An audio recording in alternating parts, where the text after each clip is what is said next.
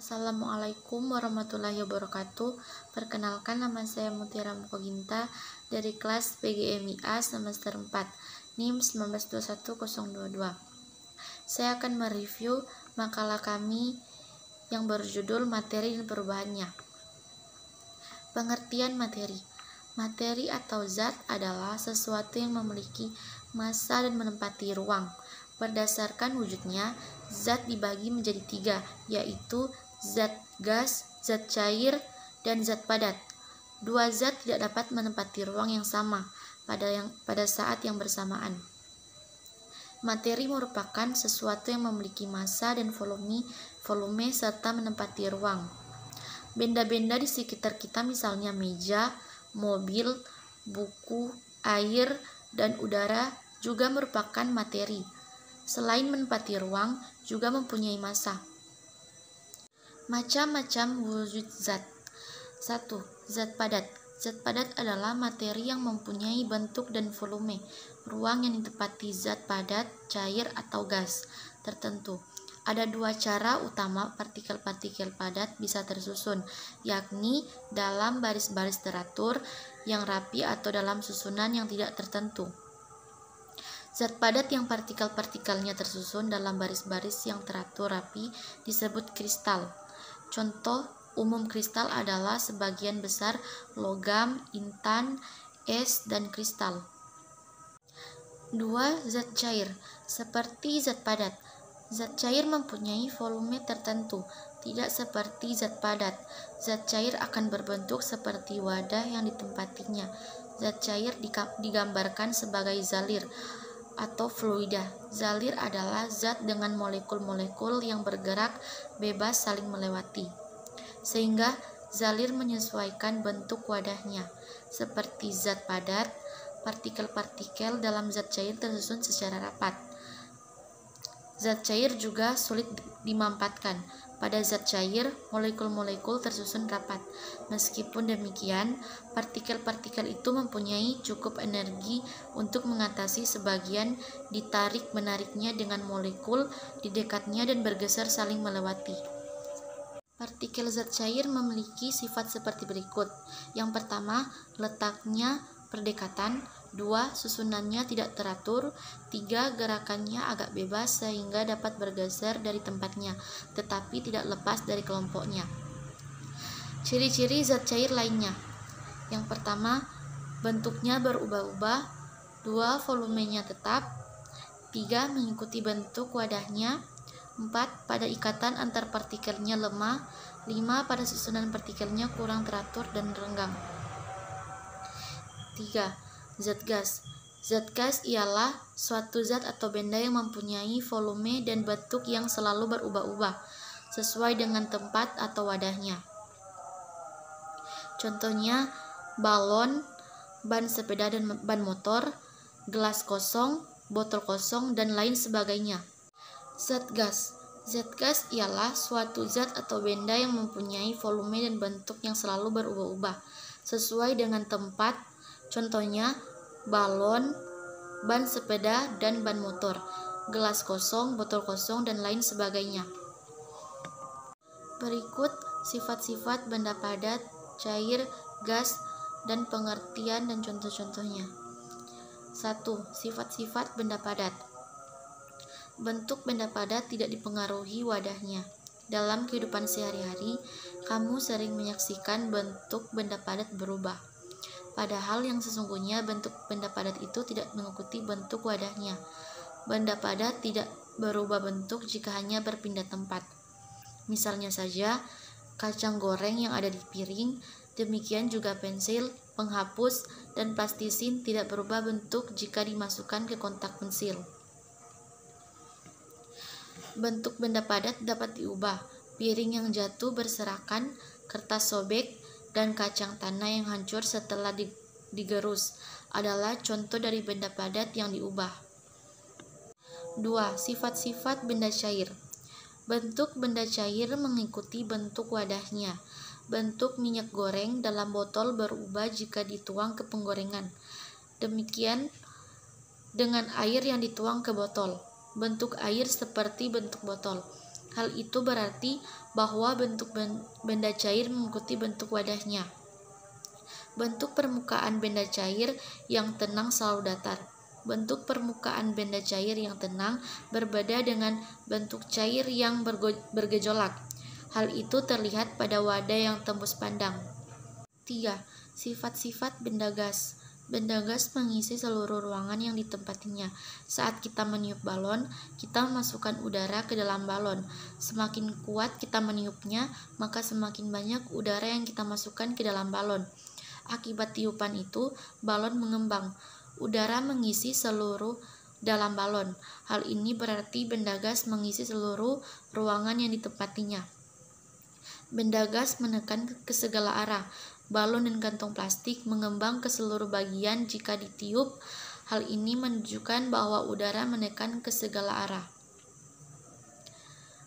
Berikut perubahan wujud zat. Perubahan wujud zat adalah suatu perubahan secara fisika. Zat yang mengalami perubahan fisika bisa dikembalikan ke asalnya. Hal inilah yang membedakan dengan perubahan kimia. Yang dimaksud dengan perubahan kimia yaitu perubahan menghasilkan zat baru dan tidak bisa dikembalikan ke zat sebelumnya. Klasifikasi materi. Materi adalah segala sesuatu yang memiliki massa dan volume. Oleh karena itu, memiliki volume, maka materi juga menempati ruang tertentu berdasarkan sifat kimianya. Unsur. Unsur adalah zat yang tidak dapat diuraikan lagi menjadi zat lain yang lebih sederhana. Contoh dari unsur adalah emas, aluminium, besi, tembaga, dan lain-lain. Berdasarkan sifat fisika dan sifat kimianya, unsur-unsur dibedakan menjadi 3 golongan, yaitu unsur logam, unsur non-logam, dan unsur metaloid atau unsur semilogam. Unsur logam. Unsur logam adalah unsur-unsur yang mempunyai sifat-sifat sebagai berikut. Wujud zat pada suhu kamar 25 adalah padat, kecuali raksa dan cesium berbentuk cair, bersifat konduktor atau penghantar listrik yang baik. Unsur semilogam atau metaloid. Unsur metaloid adalah unsur-unsur yang mempunyai sifat-sifat peralihan dari logam ke non-logam, sehingga mempunyai sebagian sifat logam maupun sifat non-logam. Unsur ini umumnya bersifat semikonduktor, sehingga banyak digunakan sebagai bahan pembuat komponen elektronik seperti transistor. Senyawa. Senyawa adalah zat tunggal yang dapat diuraikan menjadi 2 buah unsur atau lebih secara kimia. Senyawa asam, basa, dan garam. 1. Senyawa asam. Asam adalah suatu senyawa yang memiliki tingkat keasaman di bawah 7. Senyawa asam dapat mengubah kertas lakmus biru menjadi merah. Suatu zat bersifat asam jika memiliki sifat-sifat berikut. Pertama, rasanya asam. 2. Dapat mengubah warna lakmus biru menjadi merah. 3. Biasanya asam mineral bersifat korosif karena dapat mengiritasi dan merusak jaringan kulit serta melubangi benda yang terbuat dari kayu atau kertas jika konsentrasinya pekat. Terakhir, larutan asam dapat bereaksi dengan logam menghasilkan gas hidrogen dan larutan garam. Senyawa basa. Basa adalah senyawa yang memiliki tingkat keasaman di atas 7. Senyawa basa dapat membuat kertas lakmus merah menjadi biru.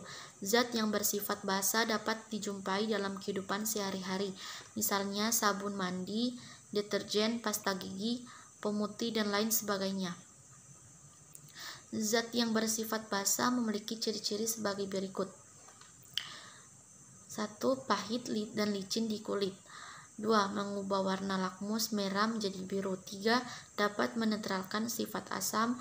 4. Bersifat kaustik atau dapat merusak kulit. Garam.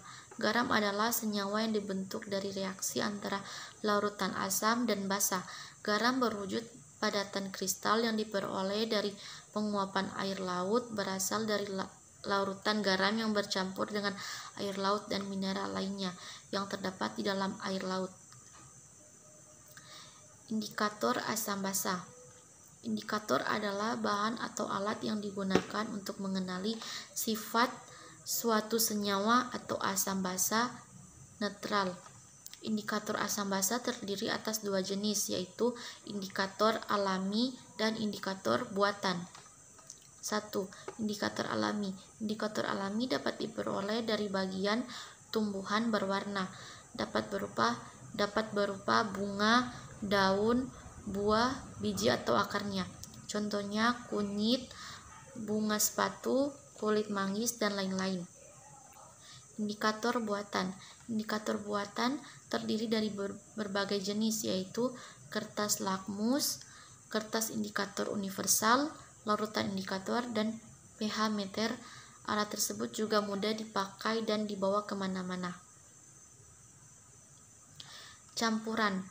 Suatu zat atau materi yang terbentuk dari penggabungan dua buah zat tunggal atau lebih dengan perbandingan yang tidak tepat.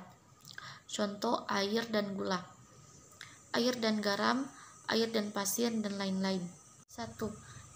Campuran homogen. Campuran yang homogen disebut dengan larutan, contohnya campuran air dan gula.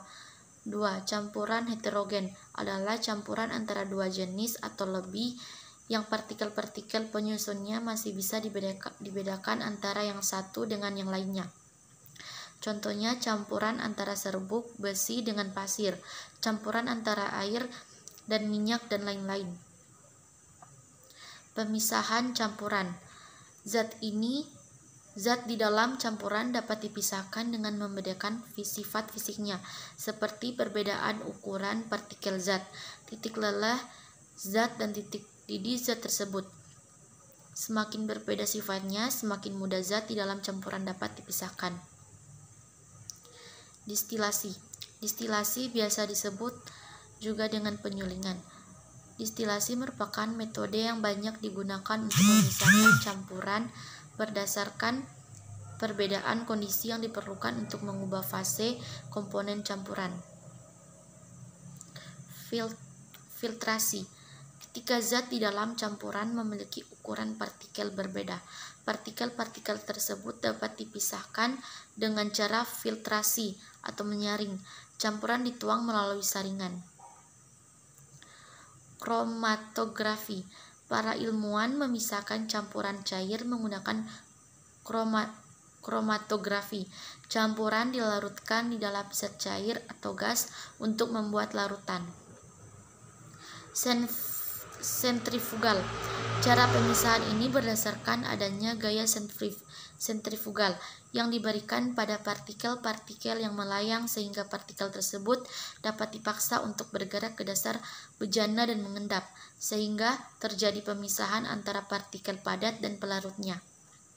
Sekian dari video saya. Wassalamualaikum warahmatullahi wabarakatuh.